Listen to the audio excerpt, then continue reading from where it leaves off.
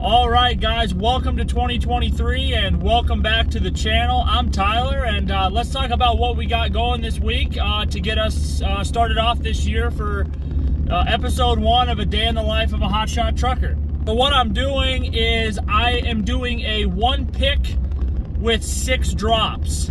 I've never done something like that before. The most I've ever done was 2 drops. I'm doing a 30-foot trailer load. I'm picking up in Aurora, Colorado. I'm doing 4 drops in Kansas and 2 drops to finish off in Lincoln, Nebraska. And this load is only paying $13.50. Guys, I completely screwed myself on this load. What happened was I for some reason, in all my mighty wisdom, thought that it was only 700 miles. And I was like, okay, cool, $13.50 for a dedicated load, and that's just under $2 a mile. That's fine. I'm good with that. It's a new experience. Well, then I realized that for some reason I decided to not listen to what the broker said. Told me that the total mileage is 950 miles. So with my deadhead, I'm looking at a total of 1,050 miles about. And it's only paying $13.50 for that, so that's like $1.28 a mile.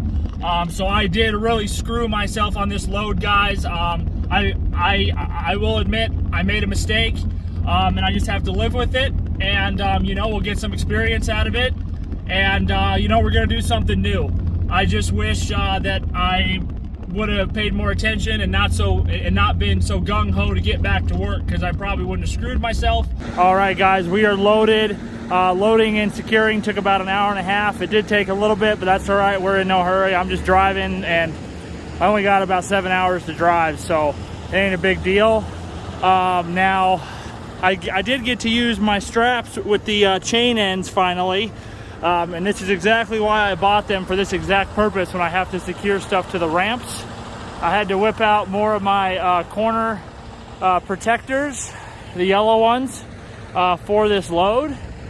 And yeah, guys, we're gonna start dropping off tomorrow. I have to look at all the paperwork, but this load is gonna be an absolute mess. But yeah, guys, hey, we're loaded, and we'll drive to Salina, Kansas tonight to overnight, and we'll start dropping these tomorrow morning. And stay tuned, guys. I'll update you tomorrow at the first drop.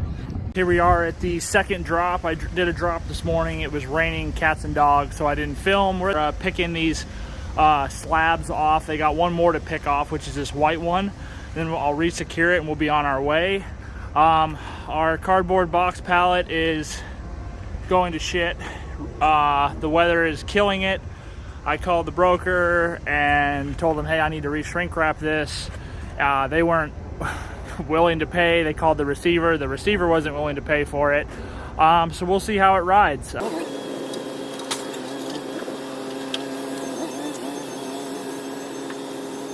All right, guys, here we are. Just got 3 drops done, 3 more to go, and let's talk about everything that's happened and some stuff that's gone wrong. So I just most recently dropped off this other long pallet. It only weighed like 200 pounds. Slabs went well. The guys were kind of dicks. They weren't happy that they basically refused to reband it to the pallet. They told me to pound sand, so I had to strap it to the pallet and then re-secure it. It is what it is. Well, here's the update development on this. I called the broker multiple times, and they were refusing to pay for shrink wrap. And then eventually I laid the hammer down and told them, listen, if you want this shit delivered, you're gonna pay for me to repack this pallet and re-wrap it, and then I'm gonna take that one off on top and put it in the cab, because this is beyond unsafe. The straps, they won't stay tight. I mean, they're loose as could be. I can't get them any tighter. Rain has made the cardboard brittle to where it can't accept a strap. So I'm gonna repack this pallet, and then we'll get on the way. It doesn't look like we're gonna make the drop today in time. Maybe if we're lucky, but I doubt it. Looks like we're gonna be overnight in Kansas City. So, but yeah, guys, hope you enjoy.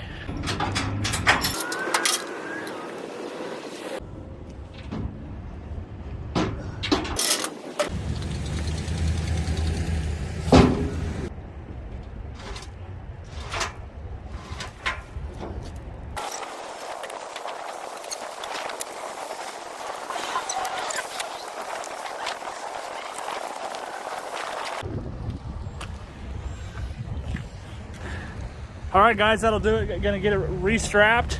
I probably should have actually crisscrossed the wrap, but I didn't. It's only going about 100 and something miles, so not too bad. But let me get this secured, and with any luck, we can make delivery by today. All right, guys, so got an update for you. I got the pallets rewrapped, as you saw. And unfortunately now, though, due to all the delays, we are not going to make the drop in Kansas City today. I am still going to drive there tonight. I'll overnight there, and then I will unload at 8 a.m. in the morning, and then drive the other 2 loads up to Lincoln, Nebraska. So I'm a little frustrated with that aspect, but the good thing is with this, though, this actually, from a safety standpoint, is going to be for the better.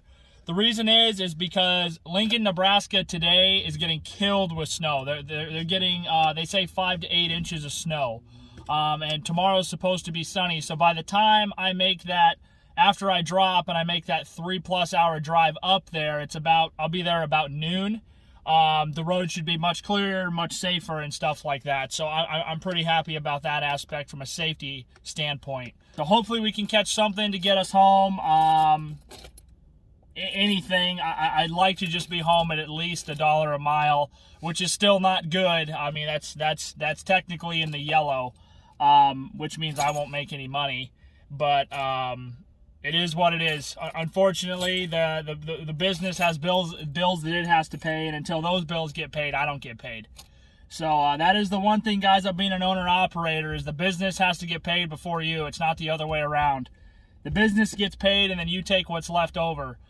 So when stuff gets expensive in the business, it literally comes out of your paycheck and out of your pocket, guys.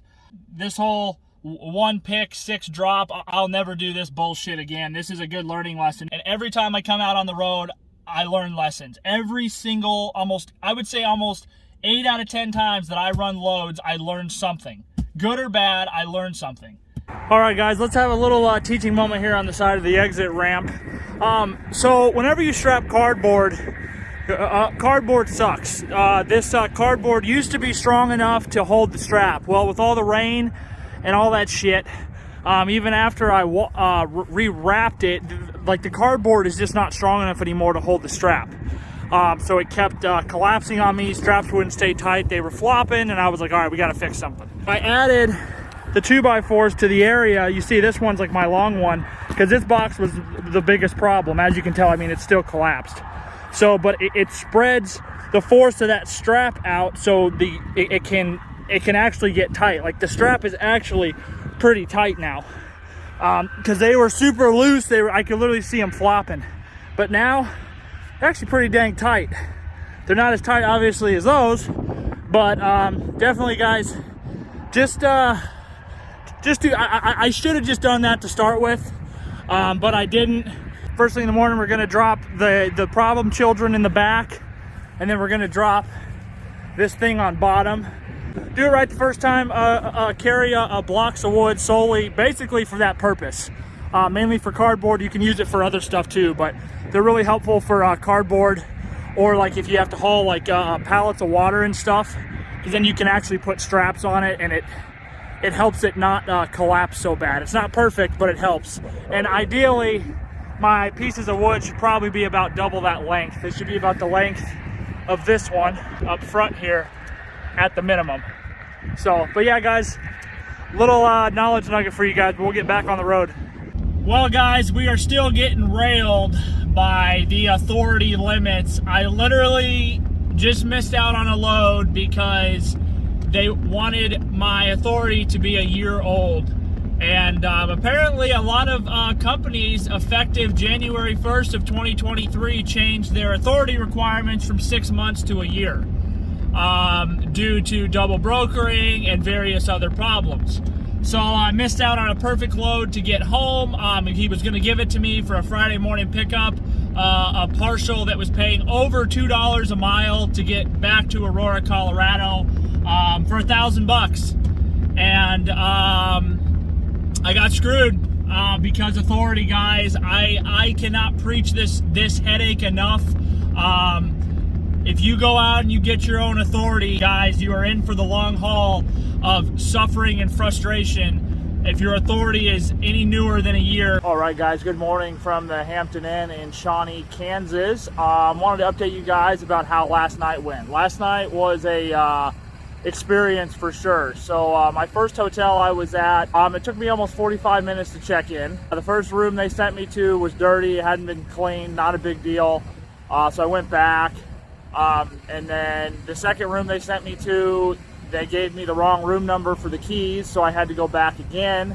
And then the third time they finally got it right. But then I was in my room for about 2 hours, and in that 2 hours I had 2 different people that had keys to my room.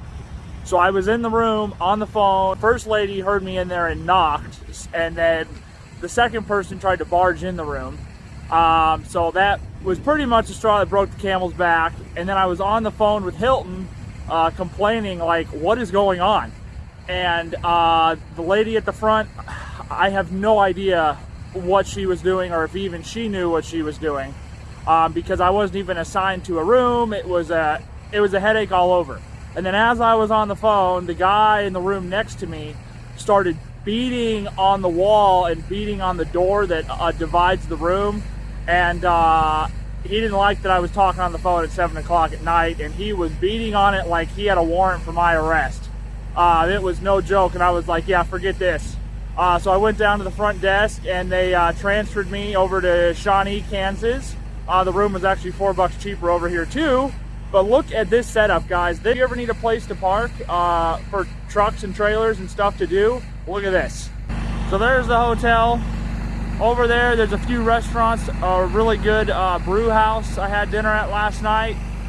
There's a couple Hotshotters here actually, and plenty of parking as you can see, and then there's a movie theater right there. So if you're ever in Shawnee, Kansas, guys, this is a great place to stay at the Hampton Inn. I ended up having to drive to Kansas City actually, because the address was incorrect. They didn't have any equipment there to get the cargo off, so I had to drive to their yard. The brokerage was really good about that. It was just a pain in the ass as usual. And yeah, we're on our way to Lincoln. We're gonna drop the big slab first, and then we're gonna drop this, and then we'll be offloaded hopefully by about 2 o'clock today. We are behind, but everything will be off today. Guys, we got both of the drops done here in Lincoln, Nebraska, and I guess we're not going home. So my customer out of Washington, which is actually my, he moved up to my number 2 customer now. He called me, and he is literally going to pay me to deadhead all the way to Gillette, Wyoming to pick up a skid steer and deliver it to, it's in between Billings and Miles City, Montana. It's paying me $1,200, which is over $5 a mile for the destination. But with my deadhead, it'll come out to $1.35 a mile. So we are en route. I am going to be ending this video here, the 1 pick 6 drops, but stay tuned for the next video. That's going to be starting with from right now. One thing I did forget to add, guys, is they did increase my rate for this load. It went from $1,350 to $1,400. They paid me $30 for the shrink wrap, and then they paid me an additional $20 for the extra 10 miles I had to drive. So pretty happy about that. I mean, you can never complain about more money. So anyways, guys, thank you for watching. If you enjoyed this video, please shoot me a like and a subscribe. If you have any comments or questions, please don't hesitate to ask. Yeah, thank you for watching, guys. I hope you enjoyed.